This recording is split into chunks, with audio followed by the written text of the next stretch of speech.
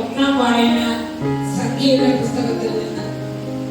Israel മക്കൾക്ക് വേണ്ടി അവർ എന്റെ നാമം വിളിച്ചപേക്ഷിക്കട്ടെ, ഞാൻ അവരെ അനുഗ്രഹിക്കും. കർത്താവ് മോശെയോട് അരുളി ചെയ്തു, അഹരോനോടും പുത്രന്മാരോടും പറയുക, നിങ്ങൾ ഇങ്ങനെ പറഞ്ഞ് ഇസ്രായേൽ ജനത്തെ അനുഗ്രഹിക്കണം.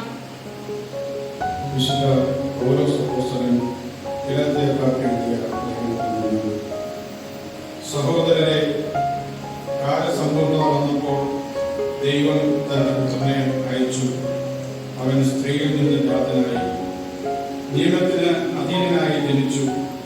അങ്ങനെ നമ്മെ പുത്രന്മാരായി ദത്തെടുക്കേണ്ടതിന് അവൻ നിയമത്തിന് അധീനനായി കഴിഞ്ഞവരെ വിമുക്തരാക്കി. നിങ്ങളോടുകൂടെ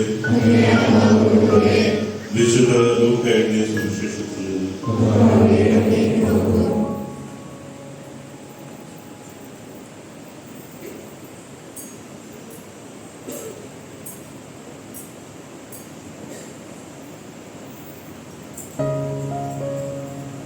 അക്കാലത്ത് ആട്ടിടെയും അതിരെയും പോയി മറിയത്തെയും യോസഫിനെയും ഉൾക്കൊടിയിൽ കിടക്കുന്ന ശിശുവിനെയും കണ്ടു.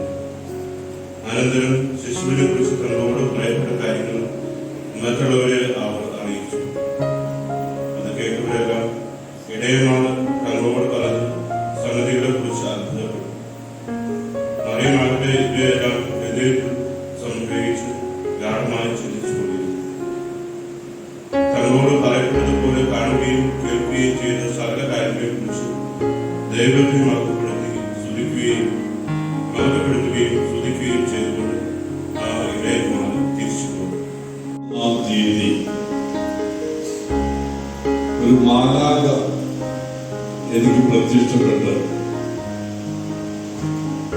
താൻ സ്വർഗത്തിൽ നിന്ന് ദൈവം നൽകിയ ഒരു സമ്മാനവുമായി വന്നിരിക്കുകയാണെന്ന് പറഞ്ഞ് നല്ല വർണ്ണ കടലാസുകളിൽ പൊതിഞ്ഞ ഒരു ഡയറി ആയിരുന്നു അത്. ഡയറിക്ക് ഞാൻ തുറന്നു നോക്കി, ആ പുതുവർഷത്തിലെ ഡയറിയാണത്. അതിലൊന്നും എഴുതിയിട്ടില്ല.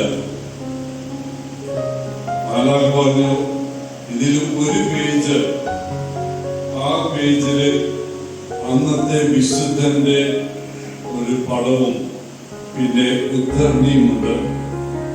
അതിനടുത്ത പേജില് അത് ബ്ലാങ്ക് ആണ്, ഒന്നും എഴുതിയിട്ടില്ല. 1-ാം തീയതി മുതൽ, ജനുവരി 1-ാം തീയതി മുതൽ ഞാനാണ് അതിൽ എഴുതിയെടുത്തത്.